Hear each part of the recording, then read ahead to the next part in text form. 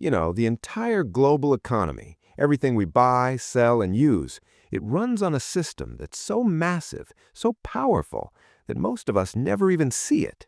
It's practically invisible. So today, we're going to pull back that curtain. We're going to make this invisible system, well, visible. And we're going to see who's really pulling the strings. All right, let's just jump right in. Do me a favor, look around you, like right now. Start with the very thing you're watching this on, your phone, your computer, whatever it is. Now think about what you're wearing, your shirt, your jeans, even the sneakers on your feet. Heck, even the chair you're sitting on, or I don't know, the coffee mug on your desk. Have you ever really stopped to think about where all this stuff actually comes from? Well, here's the crazy part. Almost every single one of those things at some point traveled across a vast ocean, packed inside one of these, a simple, standardized, kind of boring-looking steel box. And that right there leads us to the real question, doesn't it? If these humble steel boxes literally move the world's economy, then who moves the boxes? The answer, well, it's a tiny, tiny group of companies. They operate like a cartel, hiding right out in the open, and they have more power than you can possibly imagine. Okay, so to really get a grip on how powerful these companies are, we've got to go back. We have to understand the power of the box itself, because this wasn't just some small tweak to shipping. No way. This invention literally built the modern, globalized world as we know it. Before 1956, loading a ship was an absolute nightmare.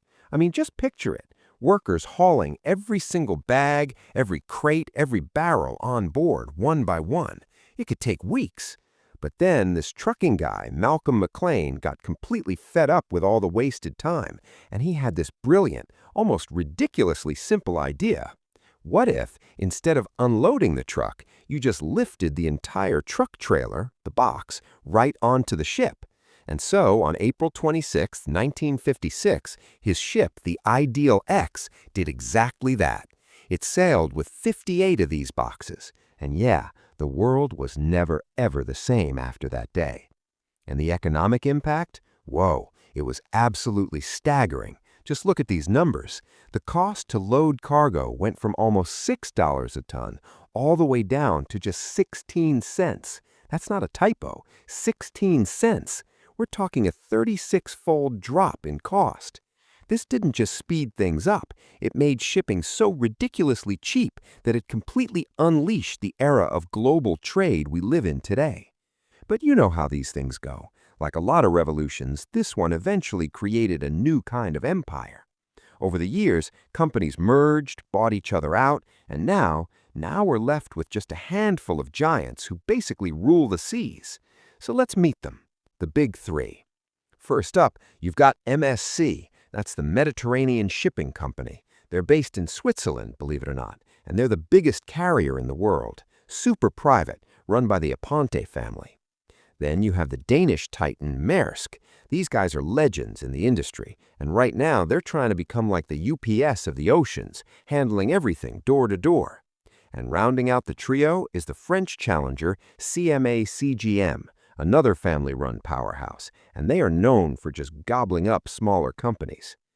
Okay, but here's where the story gets really interesting, because these huge competing companies, well, they don't just compete, they also cooperate a lot, and they do it in a way that would get them into serious trouble in pretty much any other industry on the planet.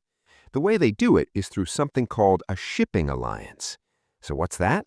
Well, basically, it's a formal deal where these so-called rivals agree to share space on each other's giant ships, coordinate their sailing schedules, and pretty much divide up the most profitable trade routes in the world between them.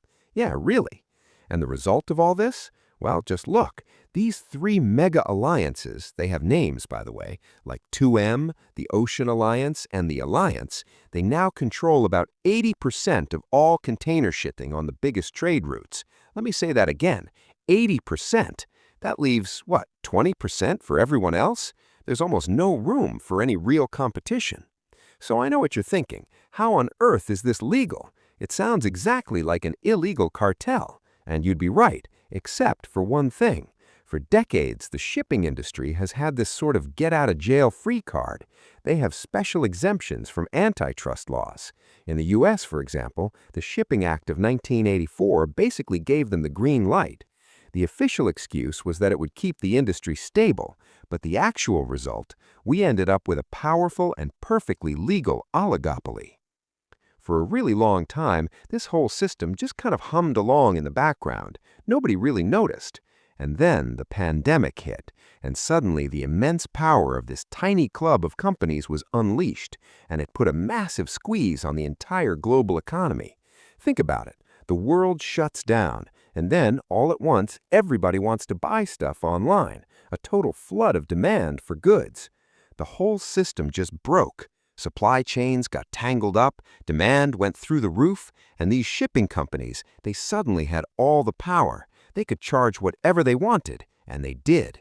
The price to ship one single box from China to the U.S. didn't just go up a little, it exploded from around $2,000 to over $20,000. That's a 10x increase. Just insane.